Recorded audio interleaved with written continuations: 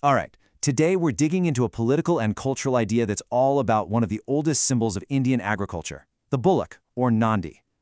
And believe it or not, it's a story about a hidden conflict that some folks think could really shape the nation's entire future. So let's just start with a number, a big one, 80%. So what is that? Well, according to a civic campaign called Nandi's Call, that's how much of India's Nandi Sampatu, or Nandi wealth, has been lost. And get this, in just the last 20 years. But they're arguing this isn't just about counting animals, it's about the collapse of an entire way of life. And that really gets to the heart of what we're talking about today.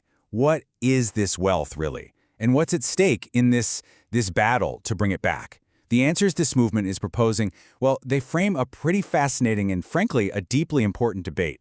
Okay, so at the absolute core of this whole argument are two competing philosophies. We're talking about two completely different ways of seeing the world, Basava Tattva and Tela Tattva.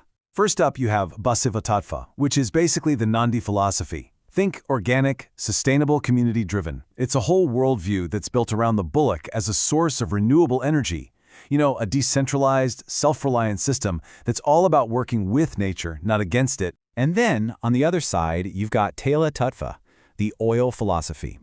And this is probably the world that feels a lot more familiar to most of us. It's centered on fossil fuels, it's defined by industrial processes, non-renewable resources, and these very centralized systems of power and money.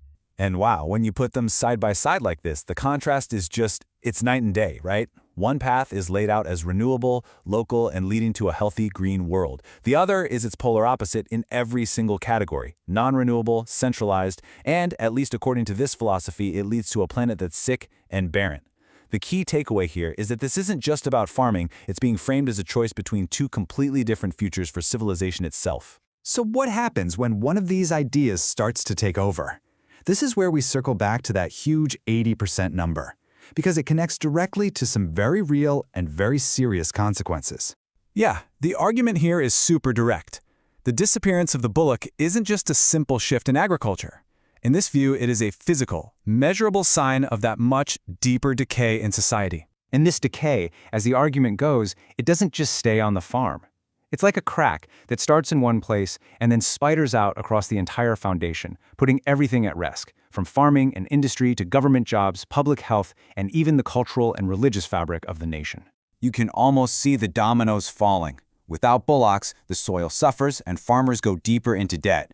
When the farms struggle, the industries that rely on them, like sugar and rice mills, they are next. When those industries go under, jobs vanish, which creates huge social unrest. It's this whole cascade of instability that, the source argues, makes the country itself incredibly difficult to govern.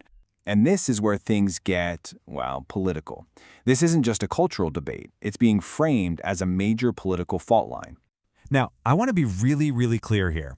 What we're about to go into is the analysis from the source document itself.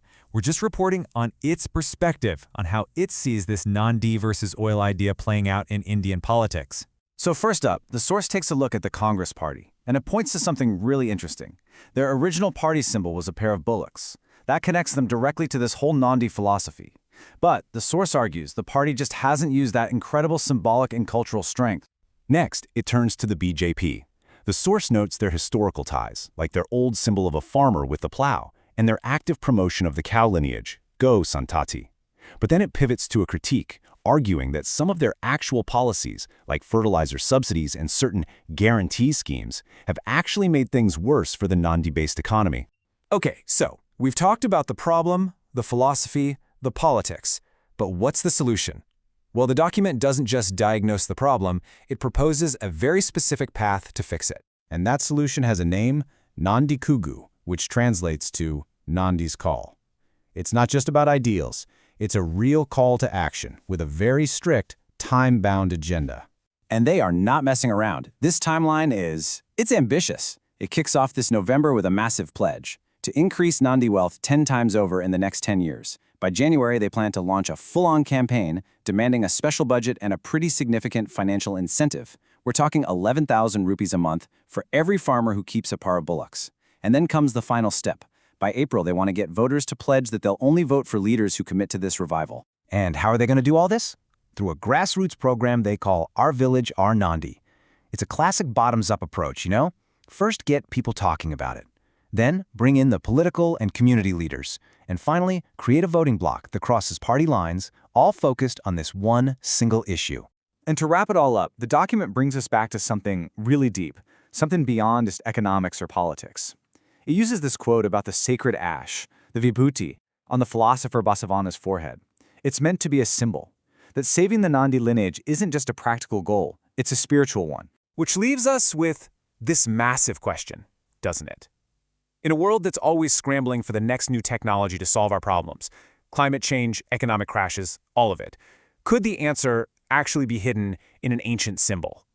Can the bullock really pull a modern nation out of what's being called a civilizational crisis? It's a lot to think about.